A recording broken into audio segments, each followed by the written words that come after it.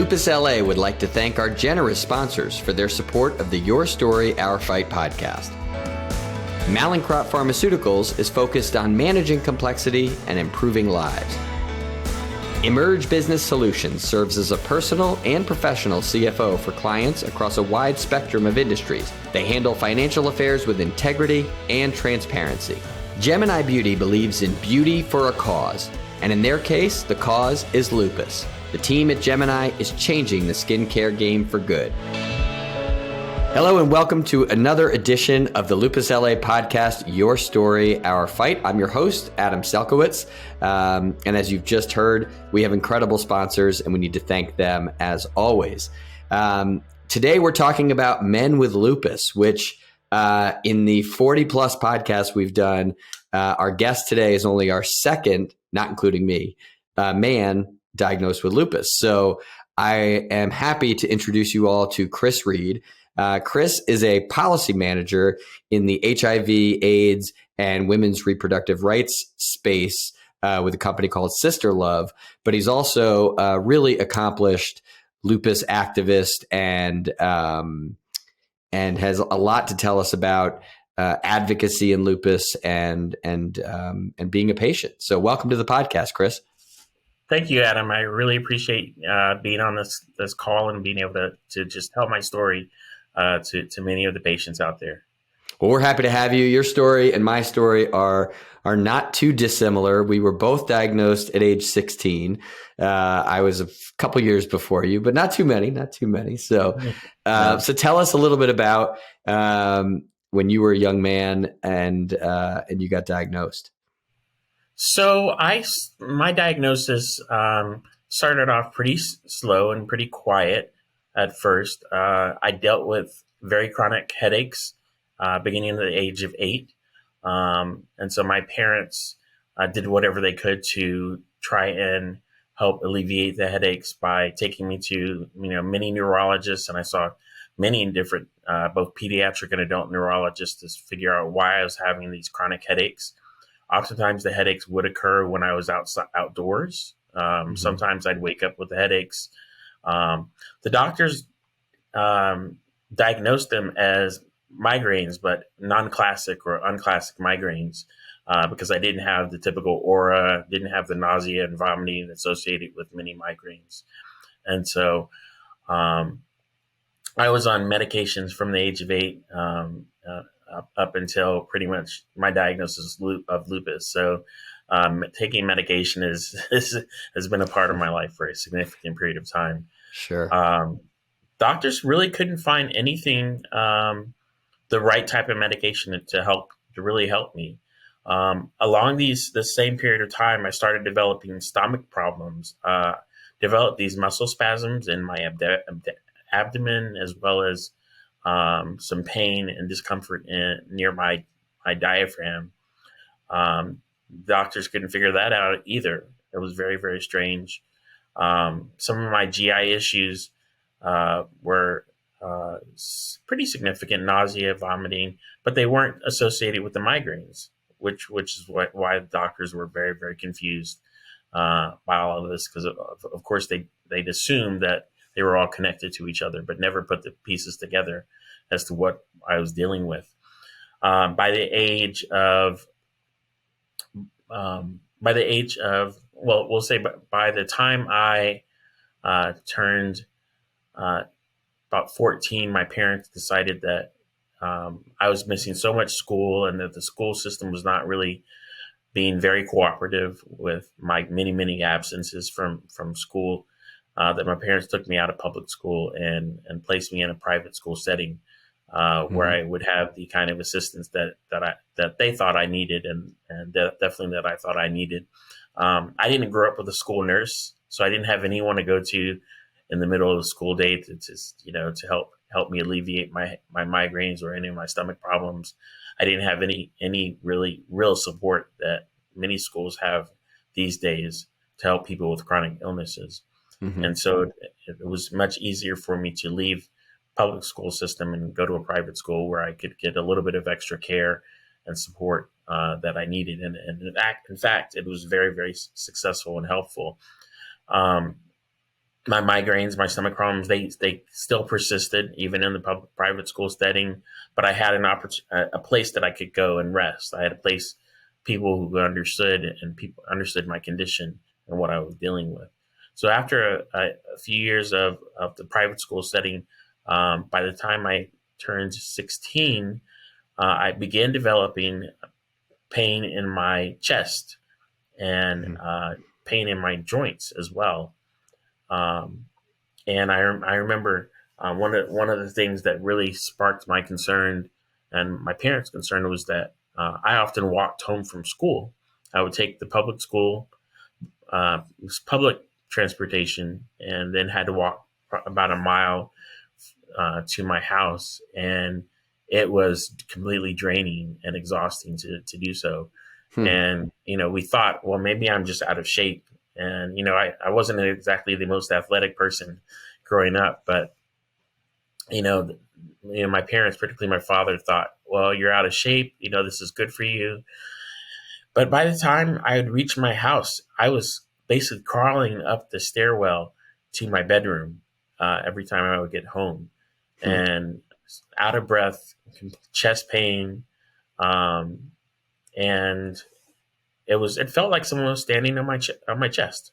Hmm. Felt like someone was standing on my chest. That's exactly, Yeah. when I was 16, that's exactly my two big symptoms were chest pain, shortness of breath, and I guess that's three symptoms, and my joints and my fingers got really Hmm. swollen Yeah. right around. And I probably had some symptoms 14, 15, nothing as severe as what you went through, but that chest pain when you're 16 years old is very confusing.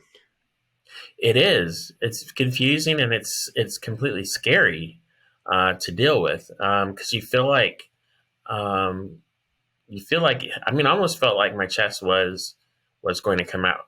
I mean, my heart was going to come out of my chest, Hmm. and I didn't even know. I didn't know the distinction between what was going on, maybe in my chest and my heart, versus what was going on in my lungs, Hmm. because it really ended up that I had inflammation in both my heart, my lungs, and the area around my heart and my lungs as well.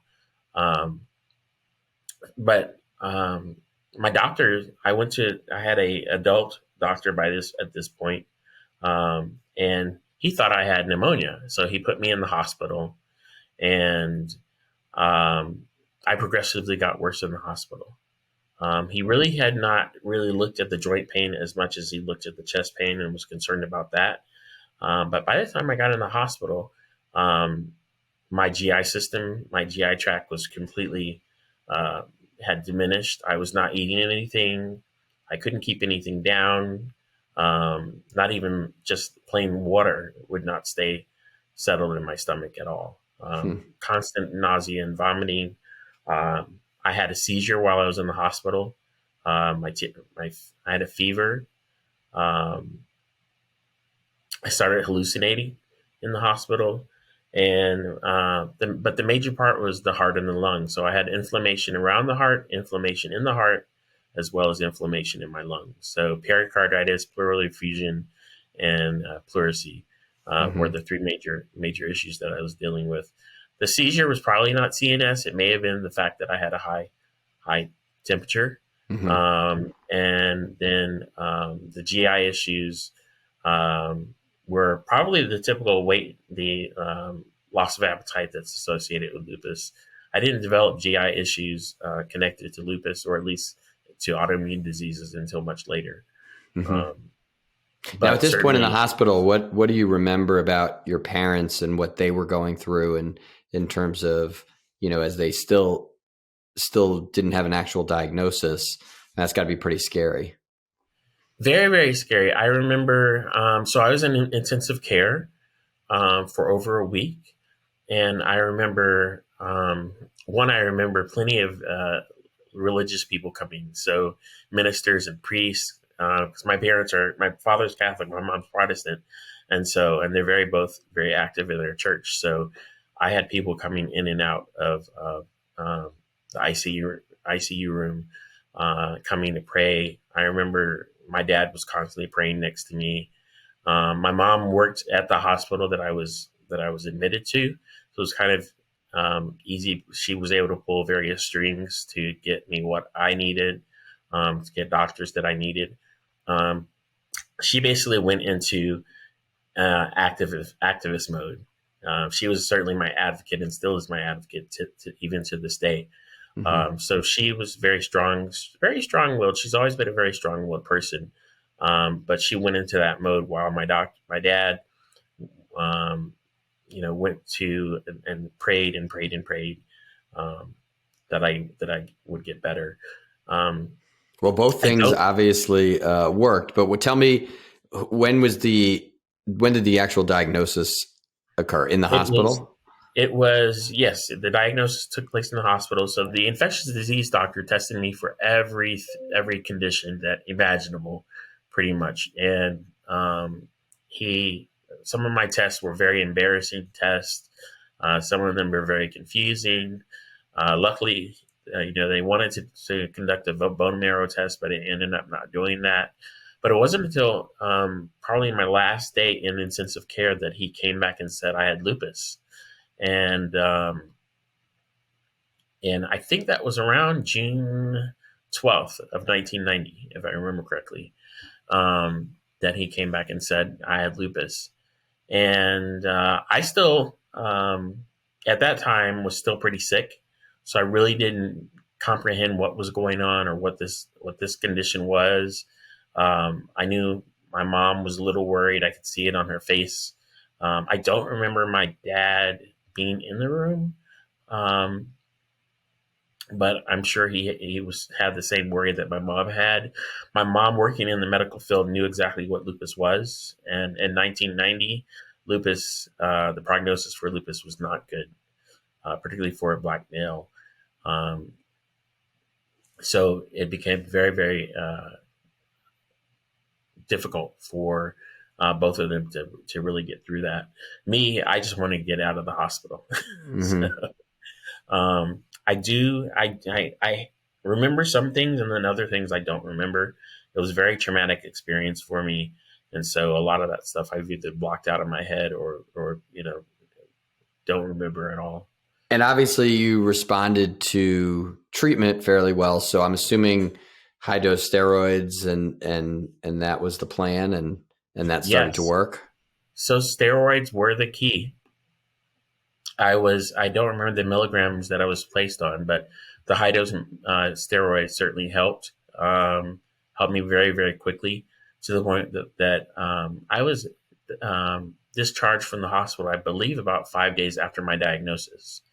And Hmm. my mom immediately, the interesting thing about my mom is that she's so high functioning, even during stressful periods. She was already on the phone with the Lupus Foundation, to try and get me help. In She Georgia, said, right? You're in yes, Atlanta. yes, Yeah. I'm in Atlanta. So we had the Lupus Foundation of America Georgia chapter down here, and she got in touch with them so that I could get some information about this condition, because she said, and I remember her this to this day. She said, "We're going to fight this, and we're going to beat Hmm. it." And they're a great And organization. I know my brother used to work with them when he lived in Georgia, and I know you've met my brother, but they're really a really helpful, great organization. We appreciate all their work for sure. they really are. They provide so many different resources for people living with lupus, and throughout the state of Georgia. Um, Very comprehensive information. I have a large support network, and I enjoy being a part of it now. And they were really helpful to me during a very crucial period of my life. And so when you were 16, were you, I think a lot of people, when they're 16 and they get diagnosed with something like this, they're pretty closed off to help. At that age, being a teenager, you don't want to hear about it. Is that something that you embraced because you had been sick for so long and you were really excited about having an actual diagnosis? That was part of it. That was certainly part of it. So I'd been sick for so long. It was nice to have an actual diagnosis, and it was nice to actually find something so that I could go back and tell my school that said, "This is what it is. This is what I've been dealing with all of this time." Hmm. It was nice to be able to tell other people, because all of my friends just knew I was sick all the time. They didn't know why, and I couldn't really explain it to them because I didn't know why either. Hmm. So it was nice to be able to tell people and explain to people. I think the other thing is because I grew up around doctors for a good portion of my life at that point. I didn't have as many friends to associate with. I didn't go out as much and hang out with people as much as I did. And so um, I think this provided me with a new outlet. Uh, Being participating in the young adult support group certainly provided me with some outlet to be able to talk to other people who were going through what I was going through.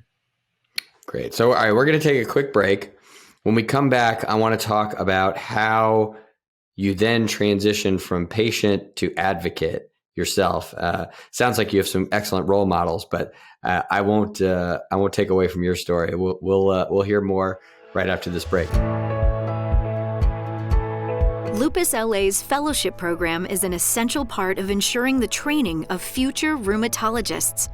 The nation is experiencing a serious shortage of pediatric rheumatologists. Today, there are approximately 300,000 children diagnosed with rheumatic conditions in the United States, but only about 250 practicing pediatric rheumatologists to meet this tremendous need. Call 310-657-5667 or visit our website at lupusla.org to support the efforts of Lupus LA. We are back talking to Chris Reed on the Lupus LA Your Story, Our Fight podcast. So Chris, we last left off here, we were talking about when you got diagnosed. So give me the short version of your recovery or your treatment and how that affected you and how that changed your life. And then we'll talk about how that turned into advocacy. So prednisone was my friend, basically, Me too. throughout high school. Constantly on prednisone through high school. I was part of education seminars through the Lupus Foundation, participated in a support group, really had some really good, like you said, really good role models at the Lupus Foundation who really guided me through what I was going through. By the time I graduated from high school and was ready for college, I was pretty lucky because my body responded so well to the prednisone that I was on very small doses by graduation. And by the time I went to college, I was off of prednisone completely. I was in remission and only taking Plaquenil to treat my condition. And then I think, if I remember correctly, I was taking a high blood pressure pill as well. One of the things I didn't mention was my blood pressure increased while I was in the hospital, and to this day, it's never decreased without medication. Yeah. So that's certainly one of the things I've dealt with. But in college, I was very successful in managing my lupus in college because I was part of basically a patient self-care management program that the organization provided to me right before I went to college, where it educated me about my condition, helped me understand my symptoms, helped me understand the medications and insurance, helped me learn exercises to treat the arthritis and so forth. So that really, really helped me. It was a 5-day course that I took. Unfortunately, it doesn't exist anymore because I'd recommend it to anyone with lupus. But it was very, very helpful in helping me through at least my first 2 years of college. And I went away to school against my parents' wishes, but I did go. How left far? Georgia, Miami, so I went 8 hours away. Yeah, actually, no, that's 12 hours away. Excuse me, 12-hour drive away to Miami, Florida. Because I received a scholarship there, and they had a program that I really wanted to study, and I was really excited about it.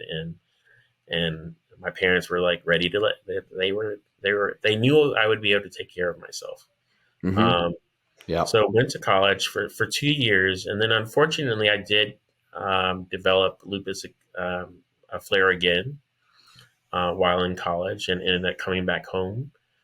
That was very, very traumatic for me. To have to return home, have to deal with this condition again. I thought I was free from it. I pretty much lived a life while in college as if I didn't have any condition whatsoever. I Mm-hmm. saw my doctor regularly. I took my medication. I tried to eat right. In fact, if I remember correctly, I stopped eating meat. I became a vegetarian while in college, and thought, "Wow, maybe this is all of this is helping." But unfortunately, I did develop a flare while in school and had to return home to deal with this condition. Mm-hmm. And after dealing with all of that for so many years, it took me a while. So in total, it took me 8 years to graduate from college. I ended up finishing school here in Atlanta. And I worked for a while. It was a very trying experience, but it was an experience that helped me grow as Do you well. think so the program you went to study at Miami, is that the path you continued to study in Atlanta? It is. It It is. definitely is. So what was your interest in? Oh, you mean, I thought you meant the lupus path. So, No, no, sorry. no. The Oh, the college. skin I'm just path. interested. Like, did the flare at Miami derail kind of what you thought your path was going to be, or did you really just push through and stay on the same path?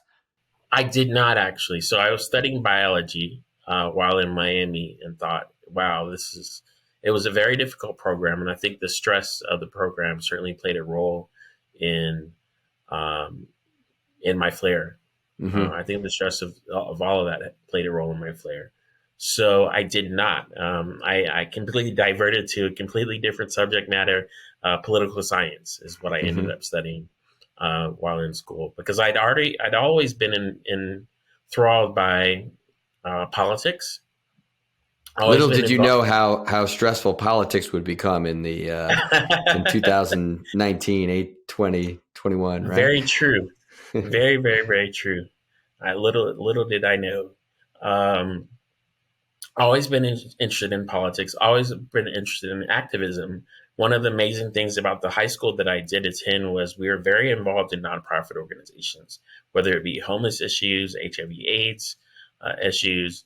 Sometimes we dealt with domestic violence issues. We did whatever we could to give back to the community as a high school, and I really enjoyed that. And I think I put the two together, politics, and activism together. And I said, you know what, this is something that certainly I think I'd be interested in doing. So I ended up studying about political science and graduating with honors. And then at some point, I got the idea of something stressful completely slipped my mind. I decided to go to law school There we because, of go. course, that's not stressful at all. No, my wife's a lawyer. I went through law school with her. So, Yes. although she Oh, would argue I wow. did not go through it with her, she did it all herself, which is true. But it's I remember it's really hard. It's really hard. Yes. So, how did your body deal with law school? Amazingly, and I think it's God. I think it's the way I treated myself. I think um, it was the inspiration, my drive. I went through 3 years of law school with no health problems whatsoever, and That's great. it was I enjoyed law school. I think I really found my interest and really found an environment that I thrived in. Um, there are certainly aspects of law school that are not fun, and that are very, very stressful. But I managed it. I managed it as much as possible because I was destined, and I was determined to really complete this process and not let anything get in my way. And I didn't. It wasn't until um, a few months after graduation that I ended up developing another lupus flare. Hmm. Uh, So, and at that point, I developed lupus nephritis, Hmm. and that was very devastating to me because I had just started my first job. I worked for a judge in Fulton County, Georgia, which is basically the county seat for Fulton County is the city of Atlanta. So it's the largest judicial system in the entire state, and I worked for a judge in that county. And luckily, by every blessing available, I worked for a judge who was very, very nice and very, very empathetic to my situation. And so we ended up, I ended up having to take Cytoxin treatments for 9 months. And we worked every single court case that I had to deal with around my Cytoxin treatments so that it wouldn't conflict with both my treatments, my recovery, as well as my work. And I still thank her to this day. We're very close to each other, and she's an amazing person who really guided me through this difficult period of time. What's her name? Let's give her a shout out. Brenda Cole, Judge Brenda Cole. Judge Brenda Cole. We Yes. listen. That's that's really half the battle. I mean, you talked about the school nurse, at the private school, the judge, and people like that along the way who are empathetic, who accommodate, and I think that can make all the difference. And I truly believe that that's in most people, but sometimes I think as the lupus patient, advocating for yourself to say, hey, this is what I need is kind of has to be the first step. And I'm sure your mother and her influence really helped you have that voice. And I think that's something really important to share with other lupus patients is, you got to have that voice. You have to say, look, these are my limits. These are my limitations. This is what I can do. How can we work together so that I can accomplish my goals and help you accomplish your goals? Exactly. It's so important. And I impart this on any patient that I'm working with. You have to get to know your condition so that you can best relay it to any person you're talking to about it. Lupus is so complex. It's one of the most complex conditions out there. And in order for a person like you and I, Adam, or any other people that I work with who are living with lupus or any chronic illness, it's important to get to know and understand the condition because no one's going to be able to advocate for you other than you, really, when it comes down to it. I talk about, I'm lucky, I'm very blessed, but I know plenty of people who have worked with employers who are not empathetic whatsoever. Plenty of people who can't explain their condition to their boss, or plenty of bosses and plenty of employers who say, "Oh yeah, I know someone with lupus. That affects your joints, or that causes fatigue." And people really don't understand it. So it's important that we do whatever we can to educate not only ourselves but educate others around us, so that they understand what we're dealing with, so that they can be a little bit more, hopefully, empathetic to what we're dealing with and be on our side. So tell me, let's talk a little bit. I know my plan with this podcast was to be into this topic a little sooner, but your story is so incredibly inspiring. It took a while to ramp up here, but I think the thing that stands out, obviously, about both your story and my story is that we're men with lupus. So they say it's 10%. I think it's probably a little bit more, but about 10% of people with lupus are men. So tell me how that played a part in your identity, your treatment, your advocacy, that kind of thing. So one of the stories I like to tell is my very first education symposium with the Lupus Foundation was probably, I think, that October after my diagnosis. And the keynote speaker was a rheumatologist. And he got up on stage, and this is one of those larger symposiums, statewide symposiums that they held. And he got up on stage as a keynote speaker and gave a great presentation up until a point when he said he didn't think men had lupus.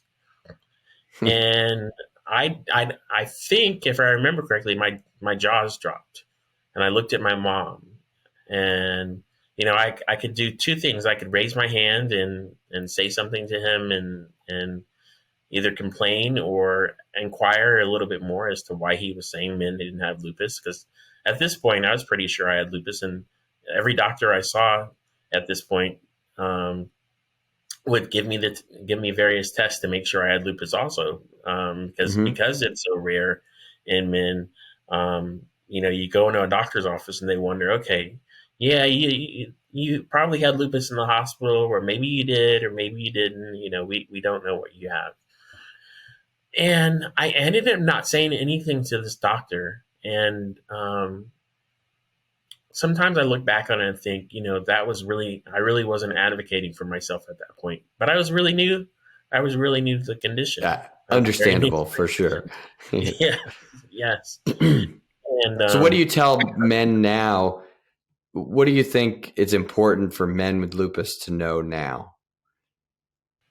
First thing is that they're not alone.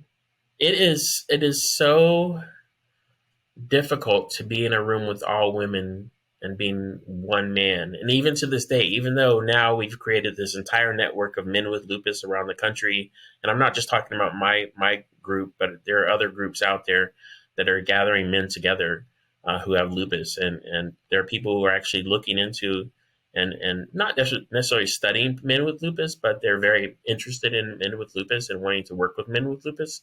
Even though we're out there, we're still typically the only man in the room living with lupus at any conference we go to, at any workshop we go to, or education session. But I always try and tell people we're not alone, and we need to come out of the shadows. Men don't join things. Men don't go to these events. Women typically go to these events. Men don't join organizations. They definitely don't join support groups and don't participate in support groups.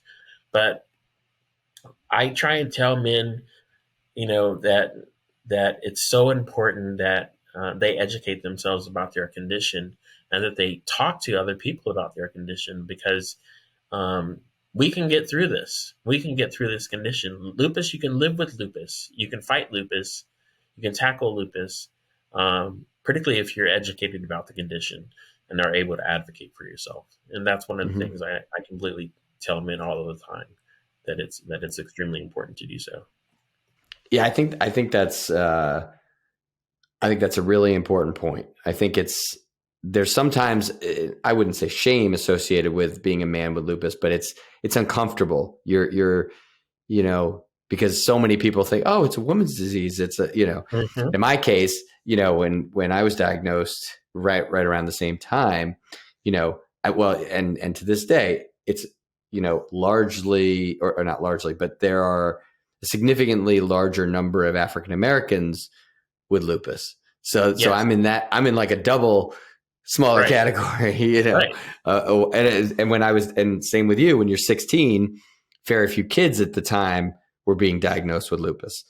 Yes. So, I got incredibly lucky, seemingly, just because a friend of the family was a doctor who said, this seems autoimmune. And we went down that path really quickly. But I think sharing your story and sharing our story is so critical for doctors to hear, and for other patients that may not know they have lupus yet, that they shouldn't rule it out just because, they're a 16-year-old white boy. You know what I mean? Right. Like they have to, and again, that's about advocacy, and it's about having that voice. So tell me as we go ahead. Lupus is because it's such a complex condition. We can't look at lupus with just one eye. We have to look at it from all around. We have to look at the entire patient and who it's affecting, and it's affecting everyone. So doctors tend to try and clump people into all of these categories, and lupus is one of those conditions that you really just can't clump into a category.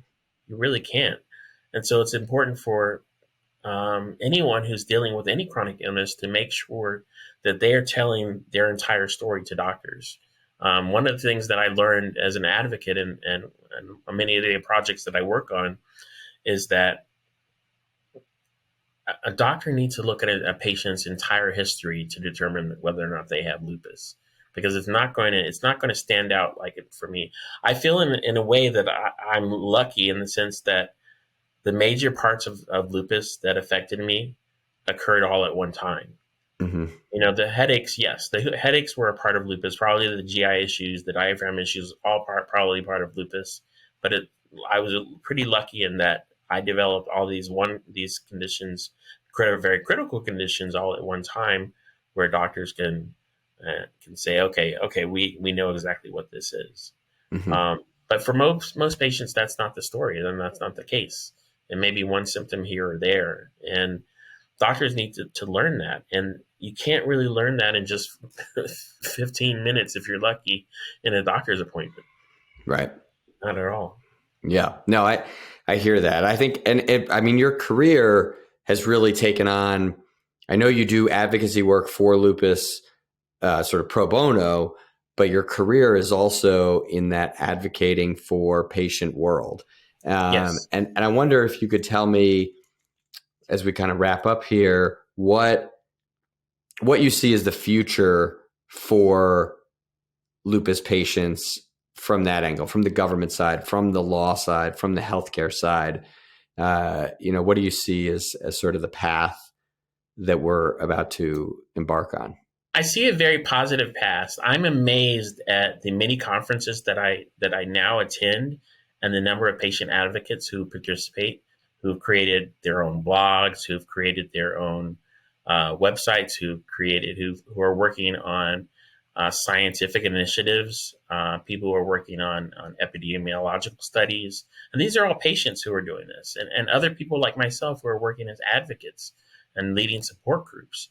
So I'm very, very amazed by the efforts that I see out there, but I'm also extremely excited and inspired by the work that's being done, because I think if you clump all these people together that I've mentioned, and I haven't mentioned any names, but I've made many, many, many, many friends in the lupus sphere who are all working just like me, trying to advocate for changes to not only diagnosis and treatment, but to changes to the lupus criteria, changes to how the FDA processes new drugs, changes to Medicaid expansion, which is an extremely big issue still. Many years after the Affordable Care Act was enacted, we still have so many states that have not expanded Medicaid, and so many lupus patients who are uninsured still to this day. So I feel excited, and I love working with other advocates on these issues. One of the projects that I had the privilege of working on is I'm working on increasing minority participation in clinical trials. And I'm working on it with a number of organizations out there through both federal and private funding. And I've gathered together other patient leaders to participate in some of these projects, because it's important that we have a patient voice when we're talking about this. Doctors have their one stance and one idea as to why people aren't participating in clinical trials, but patients really know why we're not participating in clinical trials. So it's important that we make sure that we are at every that our voice is represented at every table, in every boardroom, in every research institution. Our voice needs to be a part of that. Otherwise, doctors aren't learning how to really work with us. Researchers aren't learning how to work with us. The government is not learning how to really work with us as patients. We should talk about that too, because Lupus LA has a very similar initiative that we're working on as well. And I'd love to get your thoughts on that for sure, because I think that's what people don't realize. And I think as the chair of an organization that is focused on patient care, patient services, health inequities, and we work with a lot of the pharmaceutical companies. And what I think the challenge is that people don't understand that by not participating in clinical trials, the timeline of a drug to come to market is incredibly slowed down by lack of it's a big speed bump in the road to getting new treatments for lupus. So I hear patients all the time, it takes so long to get a drug approved. Well, without testing it on people, you can't get the drug approved. And without having the people willing to, and look, it's a bold thing to participate in a clinical trial. And I think it's a heroic thing. but we need more heroes. And if we have more heroes, we would move things along a lot faster. And I think, especially because you're dealing with a smaller population of patients, it's harder to find. And I think, your voice and hopefully our voice and our work, we can really bring more people to the table and move the process along faster. Definitely. I think honestly, and I know this may sound a little negative, but I don't think we're going to really find a cure for this condition unless we start participating in clinical trials, and particularly African Americans participating in clinical trials. I just don't think, I don't see it happening unless we like you said, unless we have more heroes at the table. And it's important not only that we participate directly in clinical trials, but participate in advocating for them, educating people about clinical trials, and making sure that research voice is in the room as well. So when are you running for office, Chris? That's what I want to know. My advocacy efforts started with Kim Schofield, who's another advocate here in Georgia. And Kim we went from both being chairs of advocacy for the Georgia chapter of the Lupus Foundation.